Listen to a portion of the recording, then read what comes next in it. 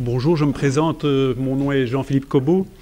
J'ai le plaisir d'introduire et d'animer par la suite cette séquence de notre conférence qui, après la situation évoquée par Anne et Benoît et toutes les questions qu'elle pose, voudrait faire retour sur un des objets centraux de notre réflexion, qui est effectivement la Convention des droits des personnes handicapées et son article 12.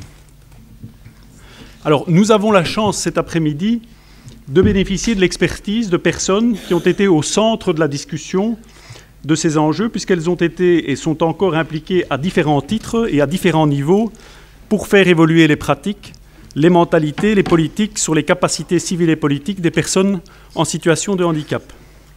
Leur engagement, à la fois pratique et théorique, concernant ces questions, semble bien traduire l'esprit et la perspective de la démarche collaborative que nous voudrions lancer à travers cette conférence.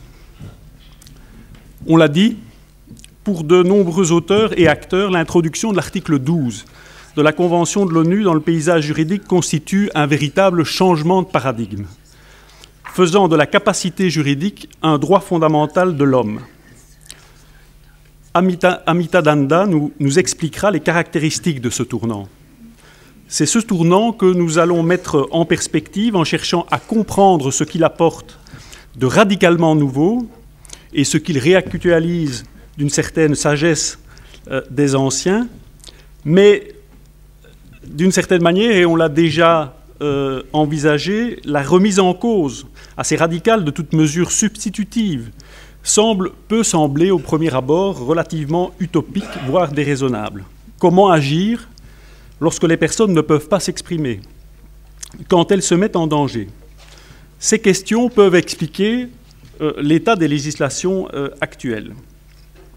Mais cet article 12 est d'abord un pari, celui que ce sont les personnes elles-mêmes qui peuvent parler.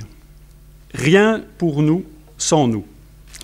La présence de Gabor Gambos atteste de l'importance de ce changement social, de ce changement de regard et de ce changement de place dans la société.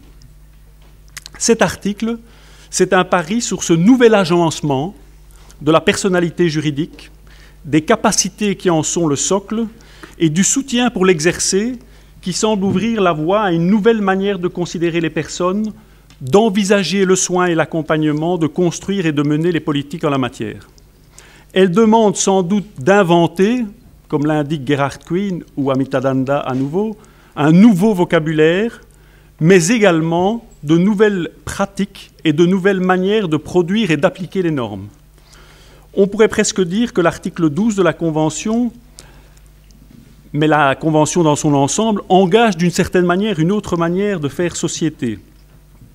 Tout d'abord en prenant beaucoup plus largement appui sur les acteurs comme vecteurs de changement, et au premier chef desquels, effectivement, se trouvent les personnes en situation de handicap. Puis en réinterrogeant les pratiques de soins et d'accompagnement, ainsi que leur organisation autour des personnes concernées, et enfin en co-construisant avec les usagers les politiques sur ces questions.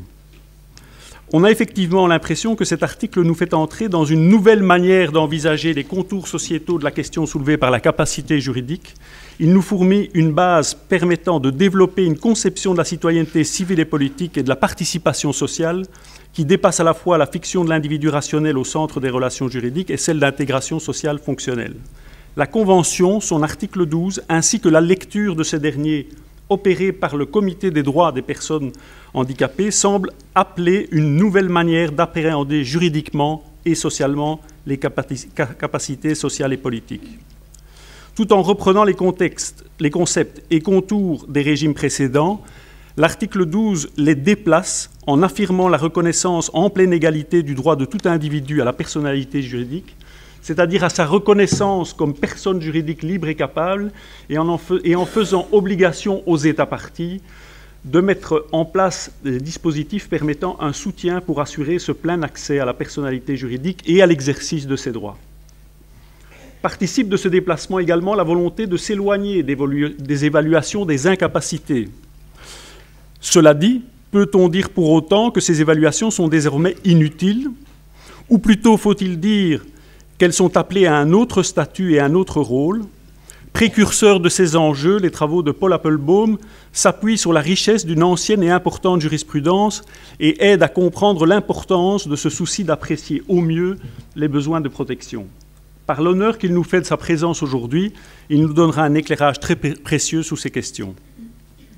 Pour engager cette démarche et nous éclairer sur les différentes facettes, je crois que les orateurs de cet après-midi sont particulièrement bien placés pour nous dire comment ce champ et cette question ont évolué ces dernières années, ce qui conduit à l'introduction de cet article dans la Convention, ce qui sous-tend son commentaire et son interprétation officielle par le Comité des droits des personnes handicapées, ce dont pour eux cette Convention et cet article 12 sont porteurs, mais également quelles sont les difficultés et les chantiers qui se profilent à l'horizon.